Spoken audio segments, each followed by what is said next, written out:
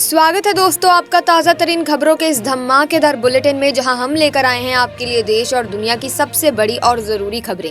तो चलिए बिना किसी देरी के सीधे चलते हैं उन खबरों की ओर जो आपके दिन को बनाएंगी और भी जानदार और जिंदा दिल। सो ये हैं आज की सबसे बड़ी खबरें। भारतीय रिजर्व बैंक ने दिसंबर 2024 की पेमेंट सिस्टम रिपोर्ट जारी की है। इसमें पिछले 5 सालों में हमारे देश में पेमेंट सिस्टम और ट्रांजैक्शन के ट्रेंड्स को एनालाइज किया गया है। खासकर यूपीआई पर काफी डिटेल में बात की गई है और ये बताया गया है कि पेमेंट सिस्टम में क्या क्या बड़े बदलाव हुए हैं। रिपोर्ट से साफ है कि डिजिटल पेमेंट से हमारा देश कितना आगे बढ़ रहा है।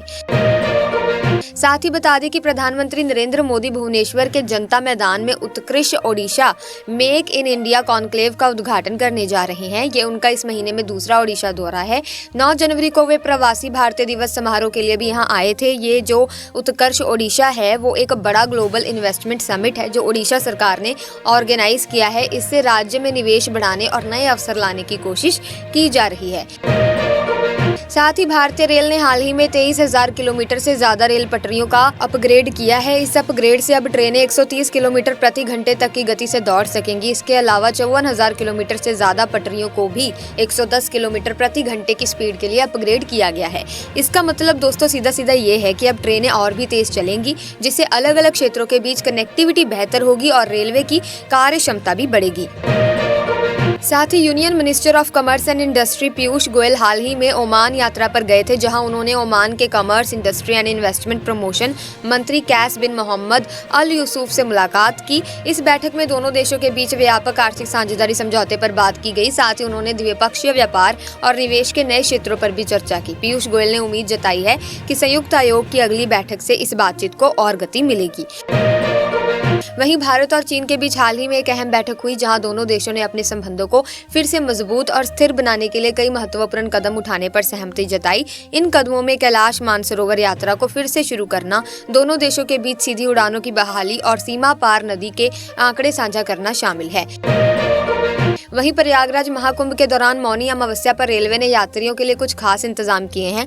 रिपोर्ट्स के मुताबिक प्रयागराज रेलवे डिवीजन ने शहर के प्रमुख स्टेशनों जैसे प्रयागराज जंक्शन, नैनी शिवकी और सूबेदारगंज पर एक नई योजना लागू की है, ताकि यात्रियों को बेहतर सुविधाएं मिल सके और उनका प्रवेश निकास सुगम हो सके।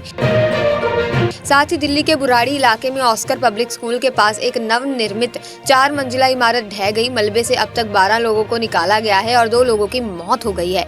बीजेपी सांसद मनोज तिवारी भी मौके पर पहुंचे और बचाव कार्य का जायजा लिया। उन्होंने कहा कि ये पूरी तरह से लापरवाही का मामला है और जो भी इसके लिए जिम्मेदार होगा उसे सजा दी जाएगी, लेकिन फिलहाल हमारी प्राथमिकता तो लोगों को बचाना है।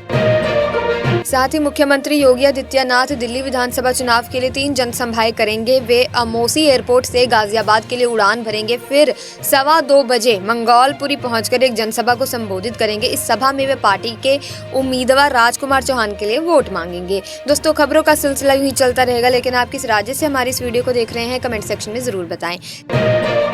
साथ ही सुप्रीम कोर्ट के दोस्तों 3 जजों की बेंच ताहिर हुसैन की जमानत याचिका पर सुनवाई करेगी। इस मामले में 20 जनवरी को हुई सुनवाई में कोर्ट ने कहा था कि जो लोग जेल में बंद हैं उन्हें चुनाव लड़ने से रोकना चाहिए।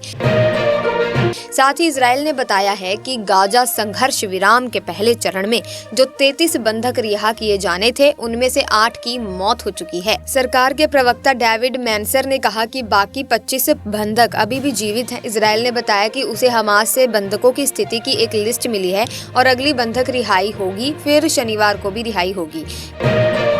इसी के साथ बता दें कि कलकत्ता हाई कोर्ट ने आरजी-कर मेडिकल कॉलेज मामले में दोषी संजय रॉय को दी गई मौत की सजा पर पश्चिम बंगाल सरकार की अपील पर फैसला सुरक्षित रख लिया है। मामले की सुनवाई न्यायमूर्ति देबांशु बसाक और न्यायमूर्ति मोहम्मद सबार रशीदी की खंडपीठ ने की।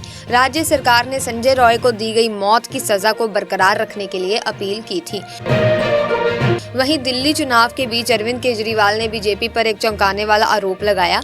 उन्होंने यमुना नदी में अमोनिया की अधिक मात्रा को लेकर सवाल उठाए और हरियाणा की बीजेपी सरकार पर पानी में जहर मिलाने का आरोप लगाया। इस आरोप पर दिल्ली जल बोर्ड ने अपनी प्रतिक्रिया दी है। वहीं प्रधानमंत्री नरेंद्र मोदी करियप्पा परेड ग्राउंड में हुई वार्षिक एनसीसी रैली में शामिल हुए और रैली का निरीक्षण भी किया। इस मौके पर उनके साथ रक्षा मंत्री, रक्षा राज्य मंत्री और सेना प्रमुख भी थे। पीएम मोदी ने इस दौरान कहा कि पिछले 10 सालों में हमने युवाओं के सामने आने वाली कई बाधाओं को दूर किया है, जिसने न केवल भारत के युवा का सामर्थ्य बढ़ाया है बल्कि देश की ताकत भी बढ़ी है। साथ ही बता दें कि ईडी ने एक बड़ी कार्रवाई करते हुए शेरॉन बायो मेडिसिन लिमिटेड और अन्य के खिलाफ मनी लॉन्ड्रिंग मामले में 79.78 करोड़ रुपए की संपत्तियां जब्त की हैं।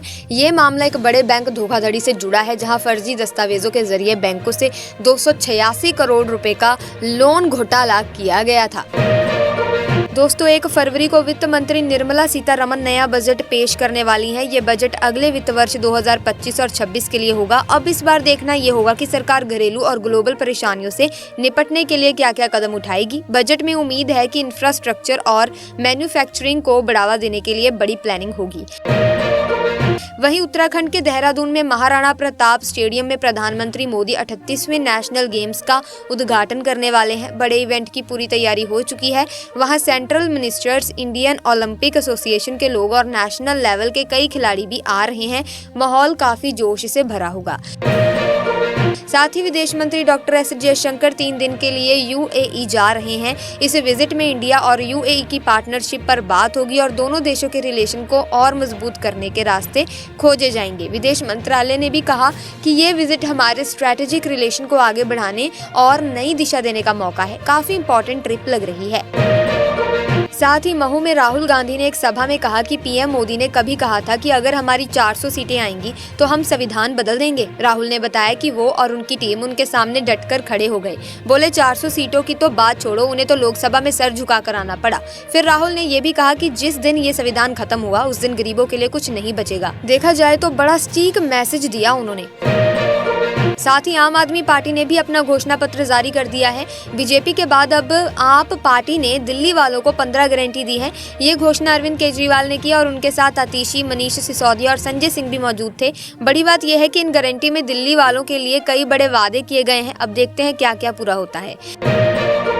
वहीं रूस ने फिर से यूक्रेन के एक शहर पर कब्जा करने का दावा किया है। कह रहे हैं कि उन्होंने पूर्वी यूक्रेन की वेलिका नोवोसिल्का नाम की जगह को अपने कंट्रोल में ले लिया है। उनका कहना है कि कीव की पकड़ को कमजोर करने के लिए ये सब कर रहे हैं। अब ये लड़ाई कब खत्म होगी कोई नहीं जानता। हालात तो बस और खराब होते जा रहे हैं। खबरों का सिलसिला दोस्तों यूं ही चलता रहेगा इस वीडियो में।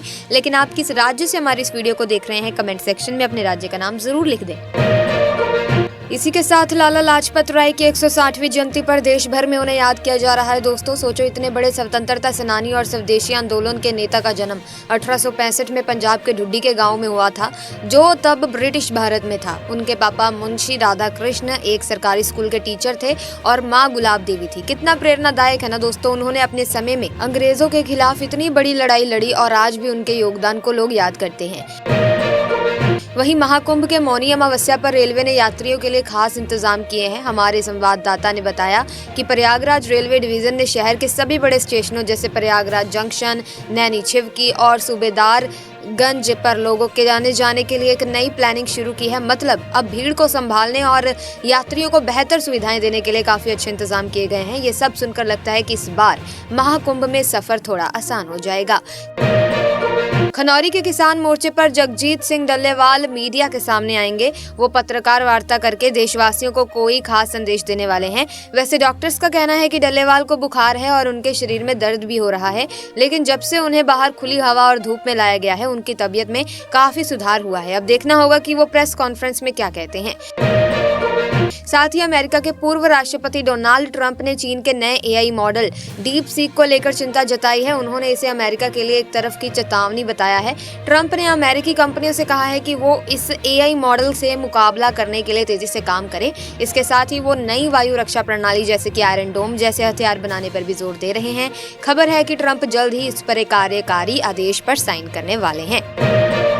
साथ ही कांग्रेस नेता और लोकसभा में नेता प्रतिपक्ष राहुल गांधी पटपड़गंज और ओखला में रैली करने वाले हैं। वो पटपड़गंज में करीब 4 बजे पहुंचेंगे और फिर ओखला में शाम 6 बजे जनसभा को संबोधित करेंगे। चलो देखते हैं उनकी स्पीच में इस बार क्या खास होगा। वहीं मिल्कीपुर उपचुनाव का माहौल गर्म हो रहा है। 30 जनवरी को डिंपल यादव का रोड शो है और अखिलेश यादव भी 3 फरवरी को आने वाले हैं। समाजवादी पार्टी ने आखिरी दिन सबसे बड़ी जनसभा करने की प्लानिंग की है। वो इनायत नगर के पास 5 नंबर ट्यूबवेल पर सभा करेंगे। 3 फरवरी को चुनाव प्रचार बंद हो जाएगा तो सपा ने इसे धमाकेदार बनाने का सोचा है। अब देखना यह है कि ये रोड शो और जनसभा कितना असर डालते हैं। साथ ही बता दें कि गुरमीत राम रहीम को फिर से 30 दिन की पेरोल मिल गई है। इस बार वो रोहतक जिले से सिरसा के अपने आश्रम जा रहे हैं। खास बात यह है कि जेल जाने के बाद ये पहली बार है जब वो सिरसा आश्रम जा रहा है। इससे पहले जब भी पेरोल मिली थी वो यूपी के बरनावा आश्रम ही जाता था। अब देखना है कि इस बार सिरसा में क्या होता है। वित्त मंत्रालय ने सार्वजनिक क्षेत्र के बैंकों से सरकार की किफायती जीवन बीमा योजनाओं का दायरा बढ़ाने के लिए अपनी कोशिशें तेज करने को कहा है। ये निर्देश वित्तीय समावेशन की पहल के तहत दिए गए हैं। एक वरिष्ठ सरकारी अधिकारी ने नाम न बताने की शर्त पर बताया कि बैंकों ने खाता खोलने और अन्य पहलों में अच्छा प्रदर्शन किया है।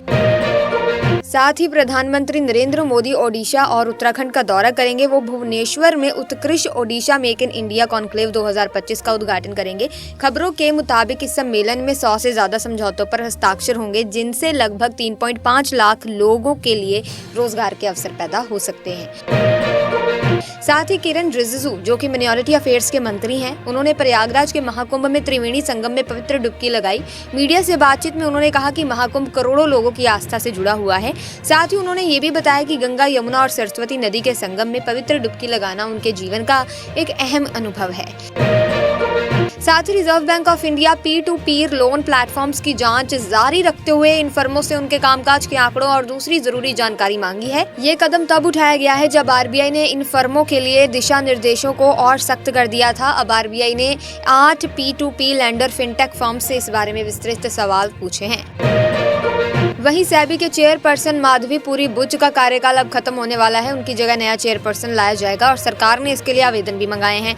उनका 3 साल का कार्यकाल 28 फरवरी को समाप्त हो जाएगा और वो 2 मार्च 2022 को इस पद पर बैठी थी। साथ ही झज्जर के रहने वाले अभय सिंह, जो IIT बाबा के नाम से मशहूर हैं, इन दिनों काफी चर्चा में है। एक वीडियो वायरल हो रही है जिसमें वो फूट फूट कर रोते हुए नजर आ रहे हैं। वीडियो में अभय सिंह मीडिया से बात करते हुए कह रहे हैं कि उनकी पर्सनालिटी को गलत तरीके से निंदा की जा रही है और वो IIT बाबा के टैग से भी परेशान हो चुके हैं। वहीं IIT दिल्ली ने अपनी 67 सालगिरह के मौके पर एक खास रिपोर्ट जारी की है। इस रिपोर्ट को शोध प्रभाव रिपोर्ट कहा गया है। इसमें बताया गया है कि कैसे पिछले 7 सालों में IIT दिल्ली के प्रोफेसर्स और स्टूडेंट्स ने अपने रिसर्च और इनोवेशंस के जरिए देश के विकास में योगदान किया है। ये रिपोर्ट ये दिखाती है कि उनकी मेहनत और रिसर्च ने समाज और राष्ट्र के लिए कितनी अहम भूमिका निभाई है। वहीं हाल ही में NCB की अहमदाबाद इकाई ने एक बड़े अभियान के तहत 4543.4 किलोग्राम नशे के पदार्थों को जब्त किया। इनकी कीमत करीब 870 करोड़ रुपए बताई जा रही है। ये पदार्थ 10 से 25 जनवरी तक चलने वाले मादक पदार्थ निस्तारण पखवाड़ा के दौरान 25 जनवरी को भरूच जिले के दहेज में जलाकर नष्ट कर दिए गए। ये कदम नशे के पदार्थों से होने वाले खतरे को कम करने के लिए उठाया गया था। सो खबरों का सिलसिला यूं ही इस तरह वीडियो में चलता रहेगा, लेकिन आप किस राज्य से हमारी इस वीडियो को देख रहे हैं, कमेंट सेक्शन में अपने राज्य का नाम जरूर लिख दें। साथ ही हाल ही में दोस्तों एक रिपोर्ट में ये सामने आया है कि भारत में क्रेडिट कार्ड का इस्तेमाल सितंबर तिमाही में 34% बढ़ गया है, जबकि 2023 की इसी तिमाही में ये बढ़ोतरी 26% थी। इसका कारण ये है कि लोग अपने खर्चों की ज़रूरतों को पूरा करने के लिए अब ज़्यादा खर्च करने लगे हैं, यानी वो अपने मौजूदा क्रेडिट कार्ड्स का ज़्यादा इस्तेमाल कर रहे हैं। वहीं हाल ही में एक रिपोर्ट आई थी जिसमें ये बताया गया है कि भारत में इलेक्ट्रिक गाड़ियों की बिक्री बहुत बढ़ रही है और आने वाले सालों में ये ज़्यादा बढ़ने वाली है। रिपोर्ट के हिसाब से 2030 तक भारत में बिकने वाली कुल गाड़ियों में से 30 से 35% इलेक्ट्रिक होंगी, जबकि 2024 में ये आंकड़ा सिर्फ 7.4% था और 2019 में तो सिर्फ 1% ही था। यानी इलेक्ट्रिक गाड़ियाँ आने वाले वक्त में बहुत पॉपुलर होने वाली हैं। साथ ही हाल ही में जोहो कॉर्प के संस्थापक श्रीधर वेम्बू ने CEO का पद छोड़ दिया है, जो कंपनी के लिए बड़ा बदलाव है। अब वेम्बू मुख्य वैज्ञानिक की भूमिका में रहेंगे और रिसर्च और डेवलपमेंट पर ध्यान देंगे। उन्होंने इस बात की घोषणा सोशल मीडिया प्लेटफॉर्म X पर की। इसके अलावा वे ग्रामीण विकास के काम में भी सक्रिय रहेंगे। अडानी ग्रुप की FMCG कंपनी ने हाल ही में शानदार प्रॉफिट रिपोर्ट किया है। वैसे तो गौतम अडानी खुद उस कंपनी से अपना पीछा छुड़ाना चाहते थे, लेकिन अब उस कंपनी ने कमाल कर दिखाया। तीसरी तिमाही में कंपनी का प्रॉफिट 2 गुना से भी ज्यादा बढ़ गया है और इसका मुख्य कारण खाने के तेल की जबरदस्त बिक्री है। साथ ही ओखला विधानसभा सीट पर इस बार चुनावी मुकाबला काफी दिलचस्प हो गया है। दिल्ली दंगे के आरोप में जेल में बंद शिफायुर रहमान को AIMIM ने टिकट दिया है। वहीं कांग्रेस ने पूर्व विधायक आसिफ मोहम्मद खान की बेटी अरीबा खान को उतारा है। इस वजह से आम आदमी पार्टी के मुस्लिम चेहरे अमानुतुल्लाह को अब सियासी मुश्किलें बढ़ती नजर आ रही हैं। साथ ही बता दें कि भारतीय वायुसेना अपनी ताकत को और बढ़ाने की योजना बना रही है। अब IAF DRDO से 300 गौरव लॉन्ग रेंज ग्लाइड बम खरीदने वाली है। ये बम दुश्मन के एयरफील्ड्स, बंकर और मजबूत रक्षा ठिकानों को दूर से ही ठीक निशाना लगा सकते हैं। इसका मतलब ये हुआ कि पायलट बिना दुश्मन की हवाई सुरक्षा में फंसे सीधे बम से निशाना साध सकते हैं। तो फिलहाल के लिए आज की वीडियो में बस इतना ही। आई होप वीडियो इन्फॉर्मेटिव रही होगी। अगर हाँ तो आप इस वीडियो को लाइक करें, शेयर करें, चैनल को सब्सक्राइब करके बेल आइकन को प्रेस कीजिए ताकि नए वीडियोस की अपडेट आपको मिलती रहे। मिलेंगे जल्द ही, तब तक के लिए थैंक्स फॉर वॉचिंग।